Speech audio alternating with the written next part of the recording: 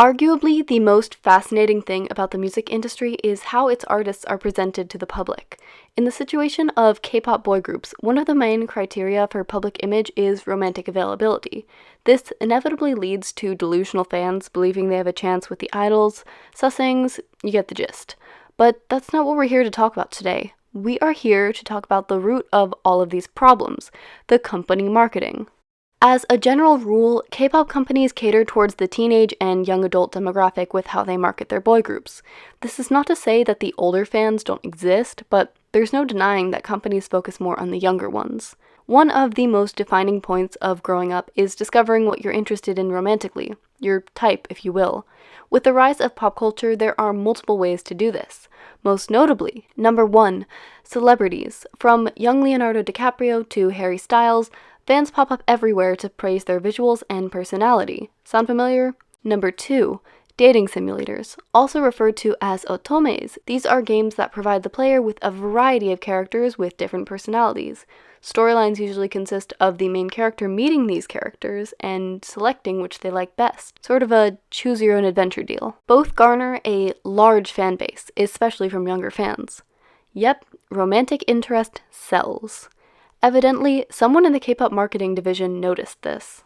Hello. I am here to discuss money. We have these two things. What if we simply added this? Wow, an amazing discovery. Give this man a raise. So now we have the persona discussion. In case it wasn't clear, the companies began to curate a more complex image for each member in a group, making them, in essence, like a living otome character. Instead of choosing a bias, you were choosing your ideal partner. What's interesting about this is how few fans notice that it's actually happening. Here's where I come in. I'm going to explain 5 characters that are regularly pinned to idols.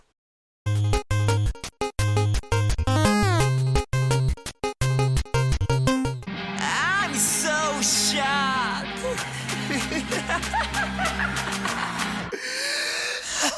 The Rebel.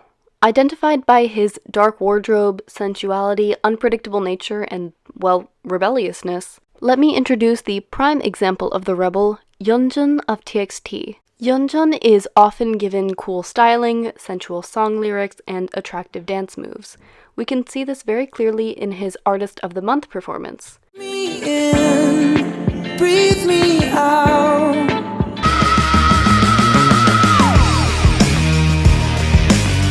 You little fashion queen. Everybody's watching. I'm coming, baby. Pull my trigger, let me blow your mind. He also displays this persona very clearly on the TXT TikTok account, and I'm sure you all know this infamous TikTok. Nah, I ain't never been with a baddie. She calm, so I added to the tally.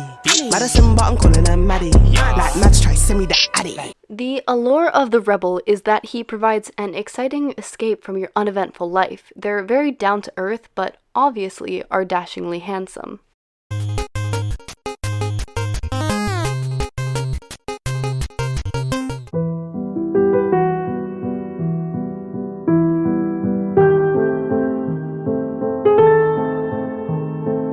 The Prince. Princes are charming, rich, well-dressed, and best described as a slightly darker version of their Disney counterparts. To no one's surprise, the best example of this archetype is Sunghoon of enhypen.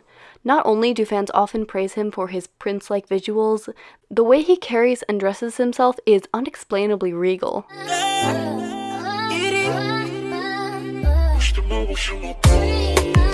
One of the most important aspects of the prince's marketing tactic is seeming cold and reserved originally, which makes fans melt when the idol gives a small smile.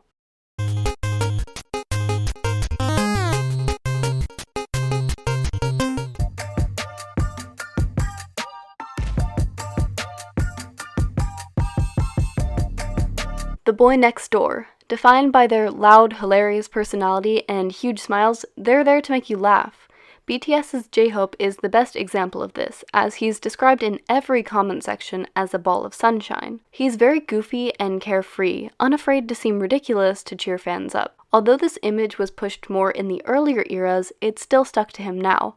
The reason this boy next door character is popular is because of their contagious smiles and ability to put fans in a good mood.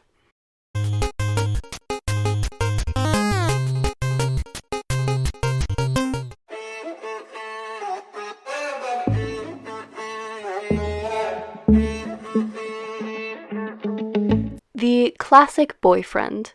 Possibly the most common and easy to pull off, they are caring, intelligent, attentive, and attainable. We can see this image pasted to Jaehyun of NCT. Contrary to how the rebel and the prince both appear untouchable, the classic boyfriend is someone you could logically meet and spend time with. Jaehyun's I Like Me Better cover is edited to look like you're exploring a city on a date with your boyfriend. I like me better when I'm with you. I'll briefly mention the swarm of Jaehyun boyfriend material videos on YouTube. The allure of the classic boyfriend, as seen with Jaehyun, is having someone to rely on and share all of your thoughts with.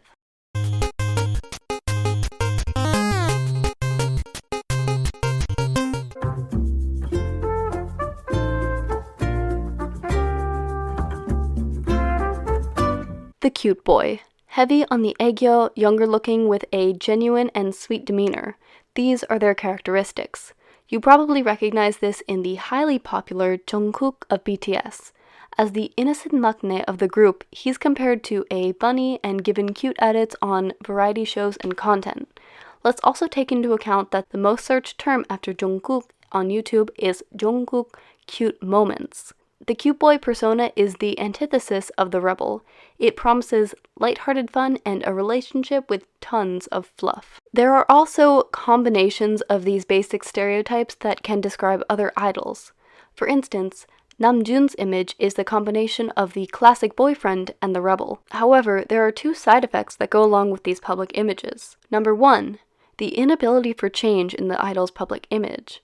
The problem with a marketable image is that it doesn't always encapsulate the idol's actual personality.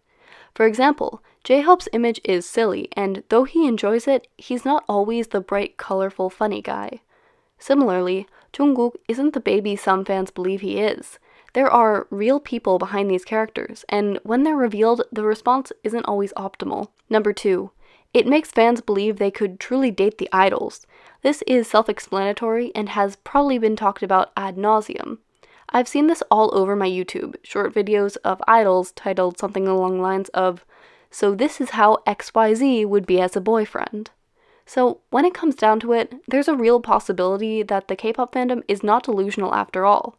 Instead, maybe the way companies portray idols creates a breeding ground for it. Maybe that's how companies create the perfect boyfriend. And that's everything. Please leave your thoughts in the comments below. I hope you all enjoyed today's video, and thank you for visiting the restaurant at the end of the universe. Adios! Never say goodbye, bye, bye.